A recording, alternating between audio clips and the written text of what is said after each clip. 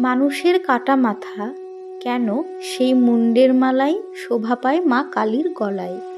মনে করা হয় যে কালীর আভরণের মুন্ডমালা প্রথমত ও প্রধানত কৈবল্যের প্রতীক। সমস্ত জাগতিক মোহজাল ছিন্ন করে তার হাতের খড়গ, তারই ফলাফল হলো এই মুন্ডমালা। মুন্ডগুলিকে 50টি বর্ণ হিসেবে মনে করা হয়। কালী 50 বর্ণময়ী। 50টি মুন্ডমালা 50টি বর্ণমালাকে নির্দেশ করে। হাতের নরমুন্ডু নির্দেশ করে যে তিনি মানুষের জ্ঞানকে হাতে ধারণ করেন। আদিতে নাদ ব্রহ্ম ছিল বলা হয়। এই শব্দ, এই অক্ষর থেকে একটি জাতি উৎপন্ন হয়েছিল, যার ভাষায় অধিষ্ঠাত্রী হলেন কালী, এবং এই অক্ষরগুলি দিয়ে তন্ত্রের সভ্যতার সূচনা হয়েছিল।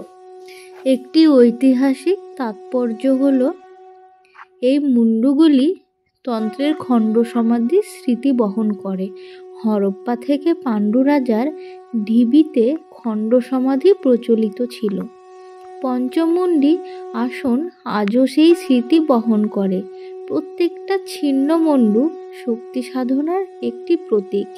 এই নরমুন্ডমালা তন্ত্র সাধনায় কথা বলে। ঐতিহাসিক কালে বাংলার বহু জঙ্গল এবং মন্দিরে নরবলি দেওয়া প্রচলিত ছিল। এটি তন্ত্র সাধনার একটি অংশ। কলকাতায় চিৎপুরে মা কালী মন্দিরে ব্রিটিশ আমলের পরেও নরবলি ঘটেছে। কালী একজন বলিপ্রিয়া দেবী, তাই মুন্ডমালা ঐতিহাসিক দিক থেকে তাৎপর্যপূর্ণ। আক্ষরিকভাবে মুন্ডমালা যুদ্ধেরও প্রতীক। মা কালীর ভক্তরা শাক্ত অর্থাৎ মাতৃশক্তির উপাসক। এই জাতি যুদ্ধাংদেহী মনোভাবাপূর্ণ, তাই তাদের দেবী মুন্ডমালা ধারণ করেন। পাল যুগ থেকেই মুন্ডমালা শোভিত মূর্তি দেবীর আরাধনার বৈশিষ্ট্য। এটা শাক্ত তন্ত্রাশ্রয়ী সভ্যতার প্রতিরোধের প্রতীক। মা কালী অসুর দলনী অর্থাৎ শত্রু দমনের ক্ষেত্রে মুন্ডমালা হলো বিজয়ের প্রতীক। যে সেনাপতি তার চুল ধরে অপমান করেছিল, তার মুন্ড দেবী হাতে ধরে থাকেন। পাল যুগে বেশ কয়েকটি উত্তর পূর্ব ভারতীয় পার্বত্য উপজাতির মানুষের সংস্কৃতি বাঙালি সংস্কৃতির সঙ্গে মিশে গিয়েছিল।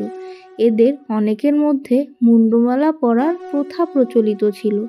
সেখান থেকেও দেবী মূর্তিতে নরমুন্ড যোগ করার রীতি আসতে পারে বলে মনে করা হয়।